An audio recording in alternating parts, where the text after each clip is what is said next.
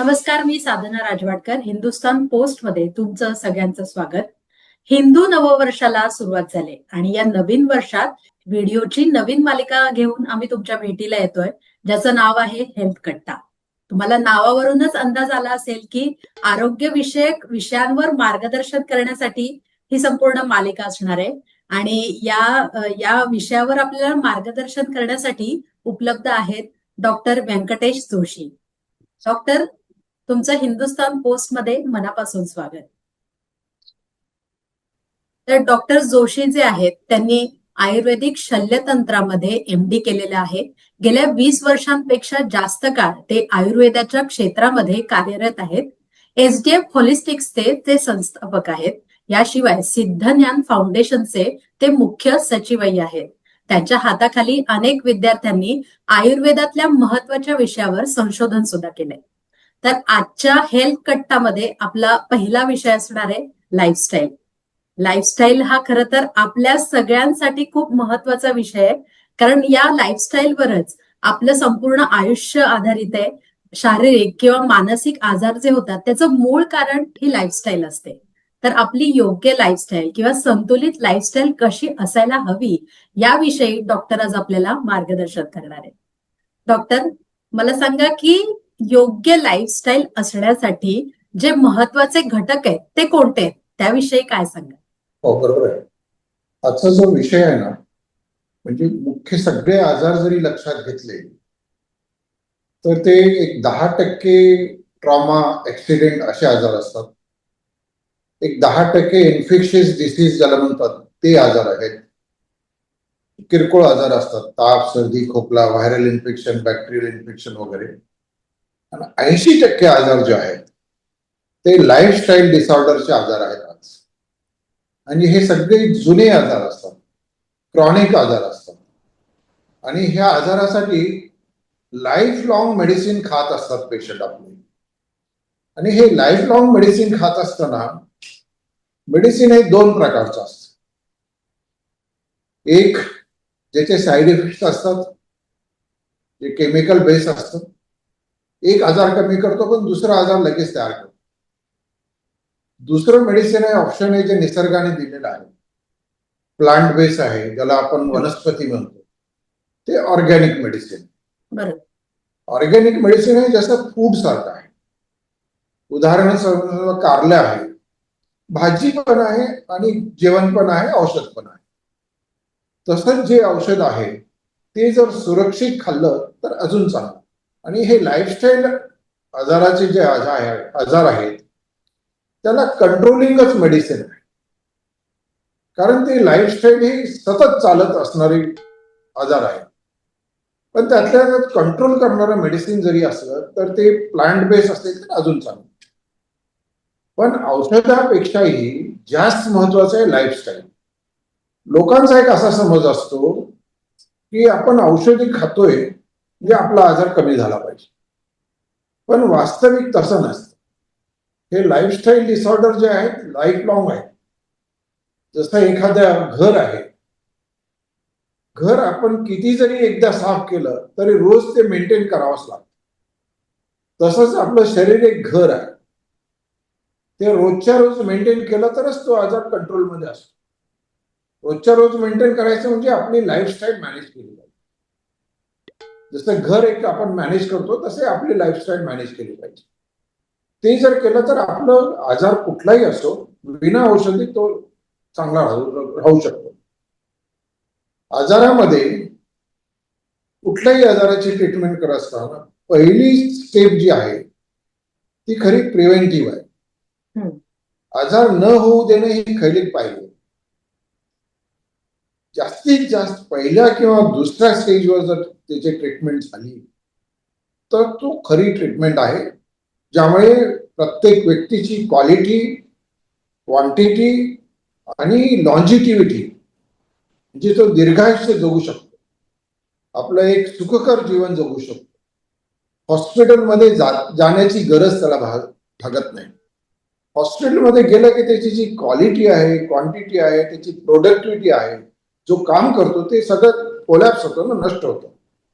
त्यामुळे प्रत्येकाने प्रयत्न केला पाहिजे की आपण हॉस्पिटलच्या बाहेर जी ट्रीटमेंट घेऊ ती सगळ्यात चांगली आहे.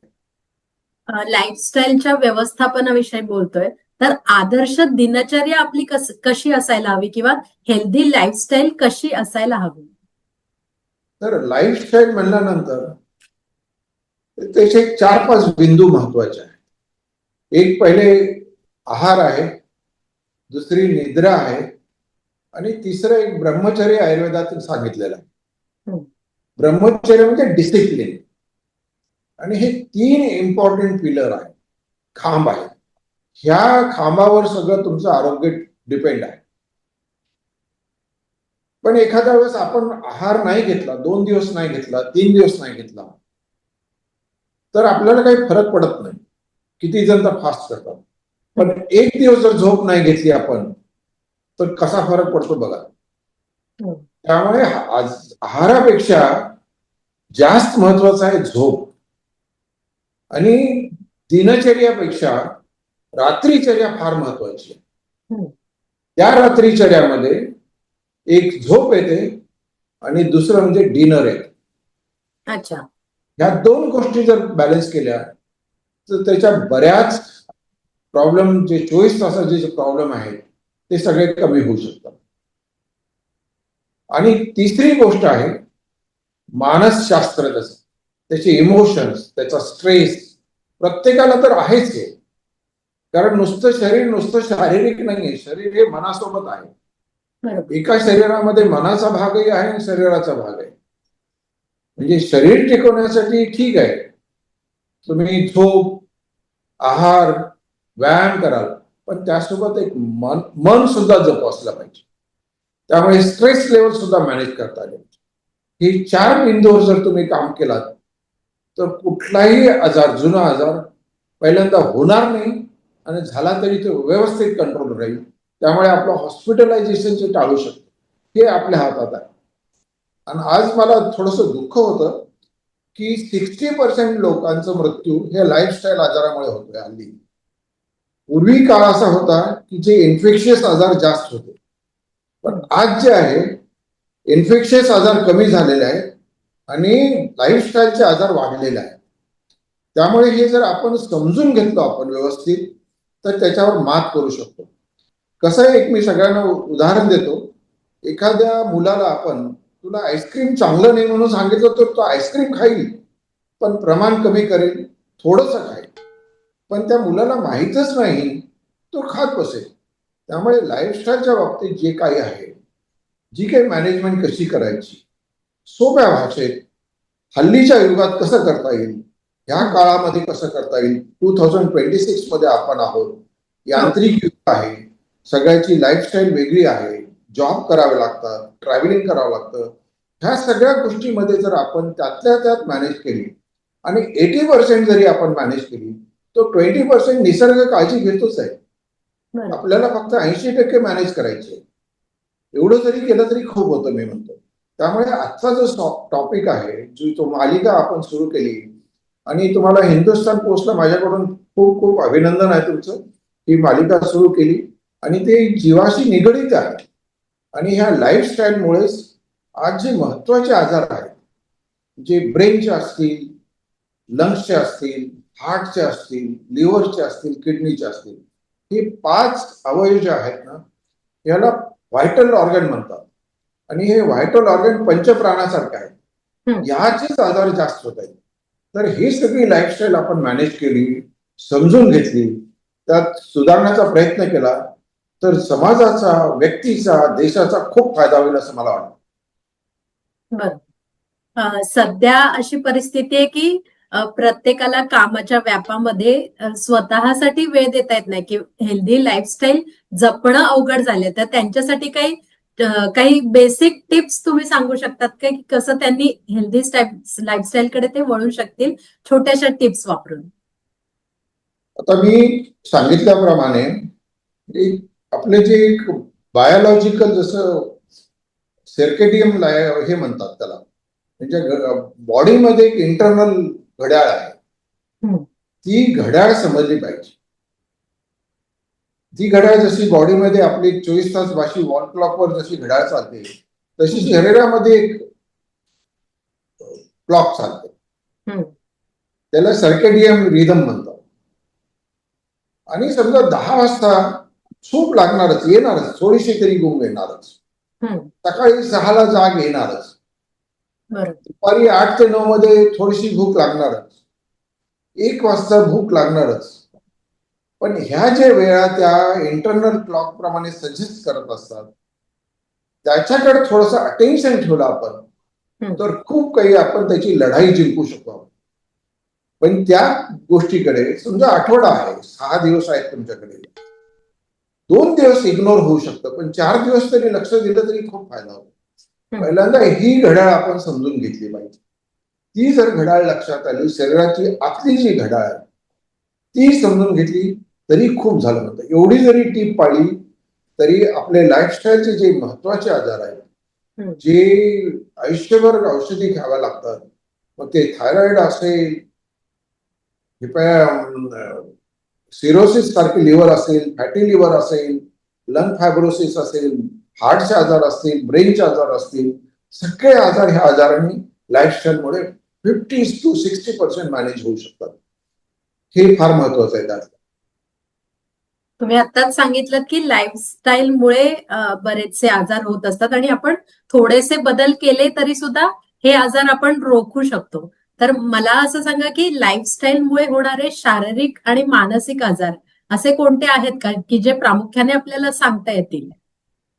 आपण जर सुरू केलो, आपण आता ब्रेन पासून सुरू केलो. ब्रेन हा पार्ट फार महत्वाचा आहे. आणि आता समजा एखाद्याला हार्टचा आजार झाला, हम्म. 50 वर्ष हार्ट अटॅक आला, तो वारला, त्याचं नुकसान होत नाही, त्याची क्वालिटी लाईफ हॅम्पर्ड होत नाही किंवा नुकसान होत नाही. पण ब्रेनच्या आजारामुळे काय होतं, हम्म. तो कुठे आहे, कसा आहे, त्याची मेमरी जाते, ही सगळी क्वालिटी ऑफ लाईफ त्याची निघून जाते. त्यामुळे अल्झायमर असो, डिमेन्शिया असो, असे अनेक आजार सिनियर सिटीजनला होतात.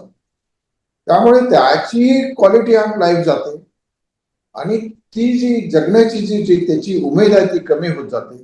हम्म. आणि त्यामुळे त्याची प्रोडक्टिव्हिटी कमी होते आणि त्या फॅमिलीवर लायबिलिटीज होते. त्यामुळे सगळ्यात महत्वाचे ब्रेनचे आजार आहे.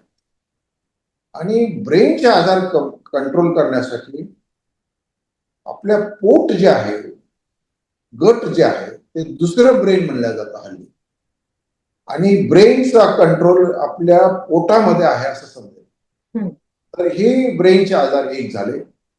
दुसरे हार्टचे आजार आहेत. आता प्रत्येक घरामध्ये 4 व्यक्तीचं कुटुंब असतं, एक ब्लड प्रेशरचा रुग्ण असतो आणि त्याचा एक समज असतो की माझं ब्लड प्रेशर कंट्रोलमध्ये आहे. वास्तविक हे भ्रम आहे. ते ब्लड प्रेशरची गोळी खाऊन त्याचा ब्लड प्रेशर कंट्रोल होत असेल, तो जास्त धोका जो आहे तो टळतो, पण कमी धोका तरी होतच असतो, ते त्यांना लक्षात येत नाही. त्यामुळे त्याची दररोज ब्लड प्रेशरमुळे त्याची जी व्हॅस्क्युलर सिस्टीम आहे, रक्तवाहिन्या पाईप सिस्टीम आहे, ज्या पाईप मधून न्यूट्रिएंट्स मिळतात, ज्या पाईप मधून ऑक्सिजन मिळतं, ज्या संपूर्ण शरीराचा कारभार चालतो, त्याला रोज इंजुरी होत असते. ती इंजुरी त्याच्या लक्षात येते. आणि हा ब्लड प्रेशर आजार तर हा लाईफस्टाईलचा. तसंच डायबिटीस आजार आहे. हे तर अतिशय कॉमन आजार झाले, प्रत्येक कुटुंबामध्ये आहे म्हणलं तरी वावगं ठरणार नाही. त्यामुळे हे 2 आजार लाईफस्टाईलनेच मॅनेज करावे लागतात.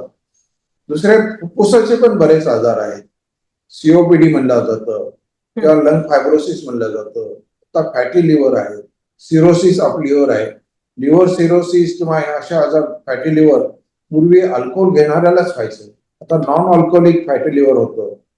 आता आपल्या देशामध्ये 16% पेशंट, 15 ते 16% पेशंट केवळ डायलिसिसमुळे जगतात, डायलिसिसवर जगतात. हे समाजाच्या दृष्टीने चांगलं नाही. आमच्याकडे जेवढे पेशंट आहेत तेवढे क्रॉनिक किडनी फेल्युअरचेच पेशंट जास्त आहेत. त्यामुळे असे प्रत्येक आजार हा लाईफस्टाईलमुळेच होतो.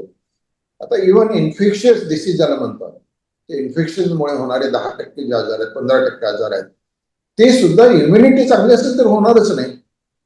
कारण बाहेरचं वातावरण तुम्ही चेंज करू शकत नाही, बाहेरचे व्हायरस तुम्ही चेंज करू शकत नाही, ते तर घडणारच आहे, ते तुमच्या हातात काही नाही. पण तुमची लाईफस्टाईल जर तुम्ही चांगली ठेवलात तर तुमची इम्युनिटी चांगली राहील आणि त्या इन्फेक्शनला तुम्ही बळी पडणार नाही. त्यामुळे सगळ्या आजाराचं नियंत्रण, सगळ्या आजारांची चावी खरी लाईफस्टाईल मध्येच आहे आणि हे आयुर्वेदानं 5,000 वर्षापूर्वीच ओळखलेलं आहे. त्यामुळे पहिली प्रायोरिटी त्यांनी दिनचर्यालाच दिलेली आहे. तर डॉक्टरांनी आपल्याला सांगितलं की आपली हेल्दी लाईफस्टाईल ठेवण्यासाठी आपण नेमकं काय करायला हवं, आपल्या दिनचर्येतले ते घटक महत्वाचे आहेत याविषयी सुद्धा त्यांनी मार्गदर्शन केलं. डॉक्टर, तुम्ही आम्हाला या महत्वाच्या विषयावर मार्गदर्शन केलं त्यासाठी मनापासून धन्यवाद. तुम्हाला ही मुलाखत कशी वाटली हे आम्हाला कमेंट करून नक्की सांगा. आणि हेल्थ कट्टा या मालिकेमध्ये तुम्हाला कोणत्या विषयावर चर्चा होणं अपेक्षित आहे किंवा कुठल्या तुमच्या जर शंका असतील तर त्या सुद्धा आम्हाला कमेंट करून सांगायला विसरू नका. धन्यवाद.